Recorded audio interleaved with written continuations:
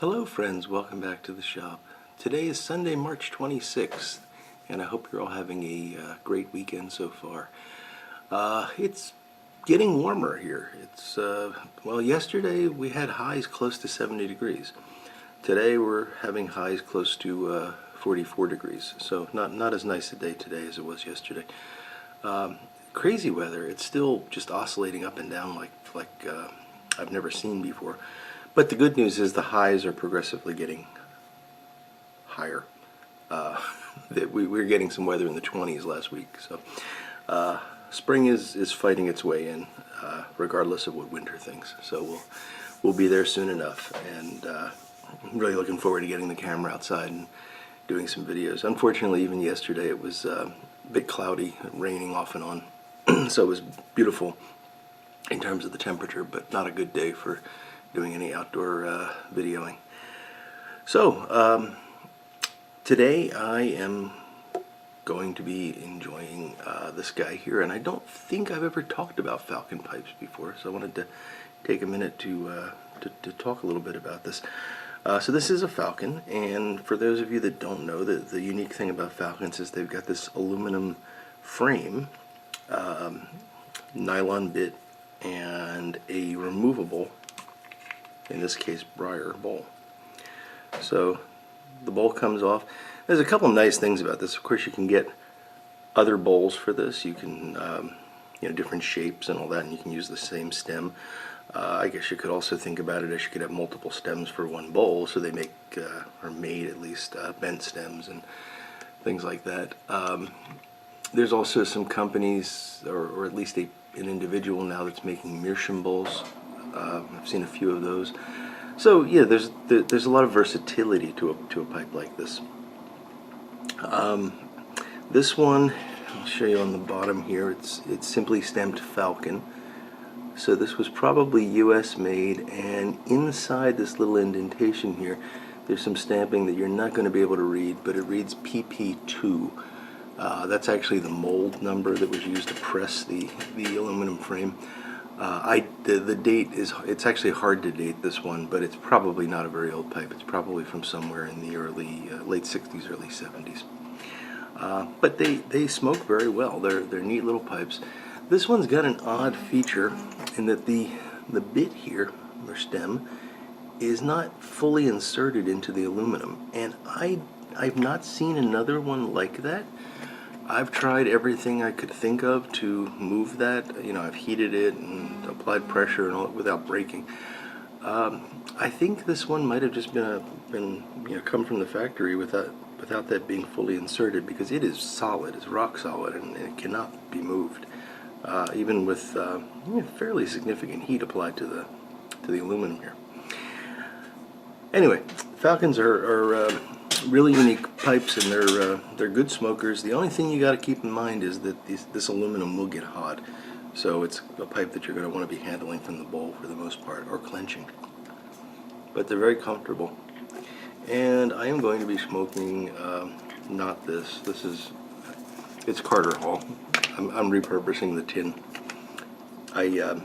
Since I have tubs of Carter Hall, I use the old tins to hold a supply for the shop or to hold a supply for the car.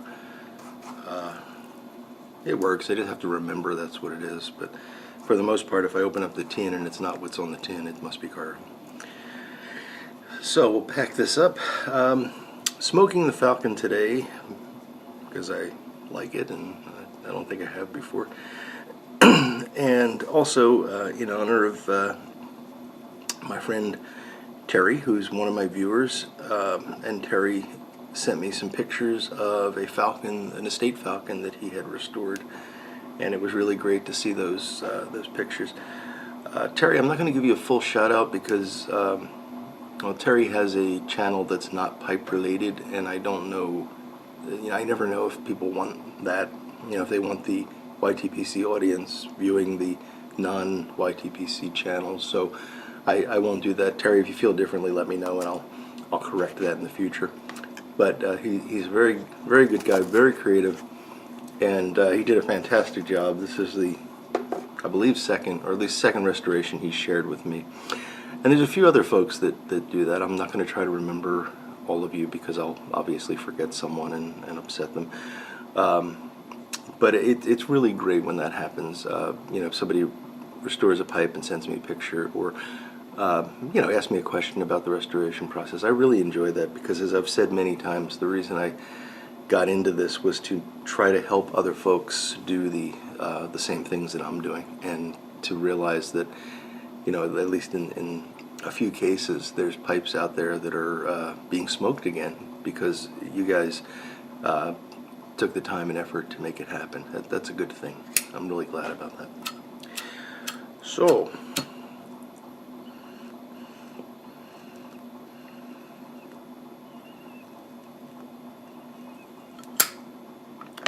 now Falcon pipes have a very interesting history. They were originally patented by a guy who, his name was Kendall Bugg, B-U-G-G, and he invented the pipe and got the patent on it and everything. And then that was eventually acquired by a guy named G.L. Hunt, who was a machinist who had a machine shop type. He made parts, he made screws and things like that. And he saw an opportunity in this. And I think he might have originally gone into business with Bugg. I can't remember the details. But ultimately he became the owner of Falcon Pipe. And then it's got a really unique and somewhat twisting and turning history. If you're interested in pipe history or history in general, there's a really excellent book on G.L. Hunt and on the Falcon story. So the story of this pipe, and it's actually written by G.L. Hunt's granddaughter. And the name of the book is Back from the Ashes, or Back from Ashes, I think it is. And her first name begins with a K, and I will think of her name in the coming moments. But G.L. Hunt was his name. If you just search for Falcon Pipe or Back from Ashes, I'm sure you'll be able to find it on Amazon. And it was a Kindle book that I got, so I can't show it to you, but really interesting. She basically recreated the story of the Falcon Pipe based on her grandfather's papers and a lot of research that she did. And she describes going through boxes of papers, and she'll refer to meeting minutes and patent applications and things like that. So if you're really into sort of that hardcore history and you don't mind reading about mergers and acquisitions and all the high intrigue of business, which is not really all that intriguing to me, but being interested in it from a pipe perspective, it was a fantastic read.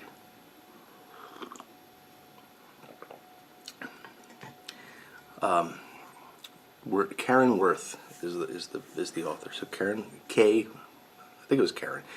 Karen Worth wrote a book about her grandfather, G.L. Hunt, and the Falcon Pipe, and the book is called Back from Ashes. So if you get a chance to check it out, if you're interested in falcons or you want to know more about the history of falcons, it's an excellent resource. The other great thing about falcons is that there's a lot of them out on the estate market. They were a remarkably successful pipe, and the numbers are kind of staggering.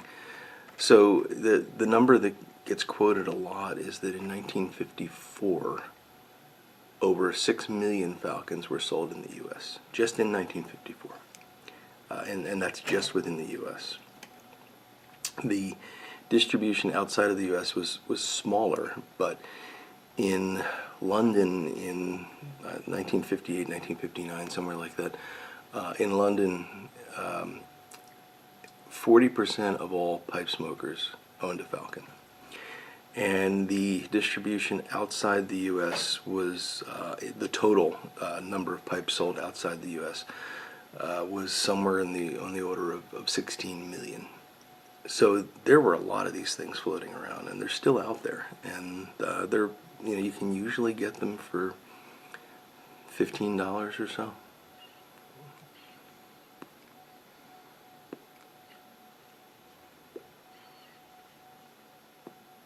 And they smoke very well. They're robust.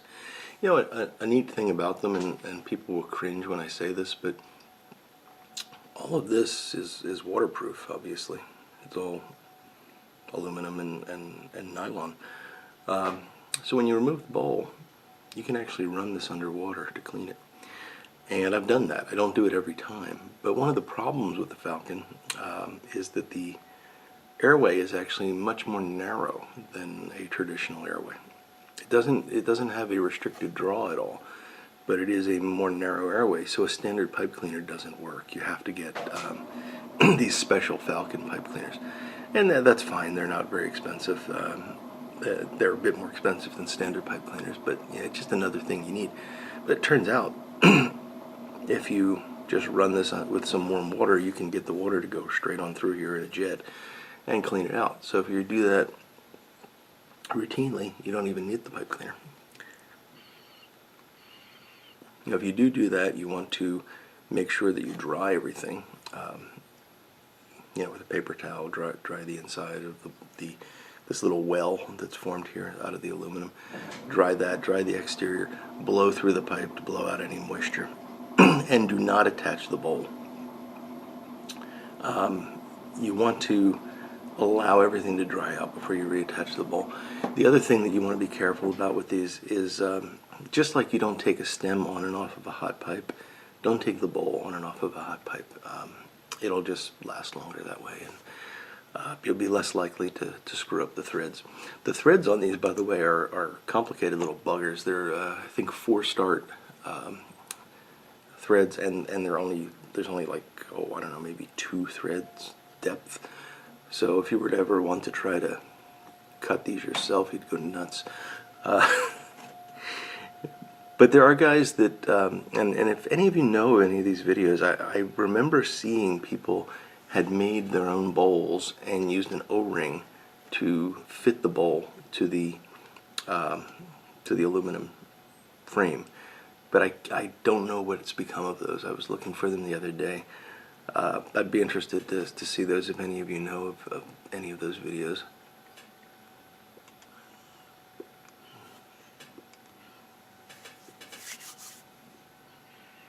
So, yeah, the Falcons are really great pipes and good value.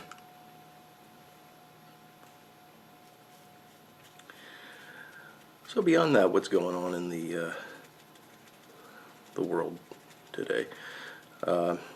You know, to be honest with you, the bulk of the news I've got right now is that it's a little bit warmer than it was last week, which is a good thing. It's actually been very busy for me. Well, across the board.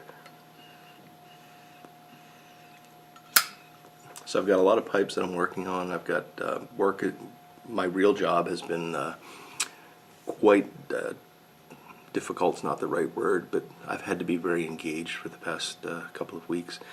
And then there's been a lot of stuff going on in my personal life. Nothing bad, just stuff. And yeah, it's been a little crazy, but that's okay. I'd rather it be hectic than be boring, and it's never boring. So yeah, I just haven't had a lot of time to frankly sit down and think about what I was going to talk about today. So you're lucky I grabbed this pipe, otherwise this would be a very very short video. And I know there's at least one of you out there saying, gee, that would have been better.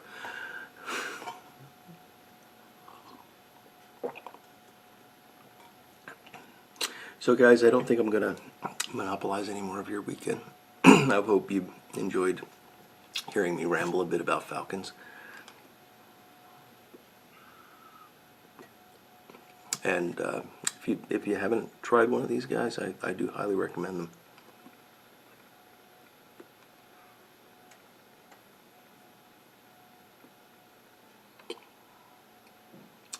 So with that, I'm going to draw the video to a close. I hope you all have a fantastic Sunday. and a wonderful week ahead. Please take care of yourselves and take care of the folks close to you. And until the next time, I will look forward to talking to you all again very soon. Goodbye now.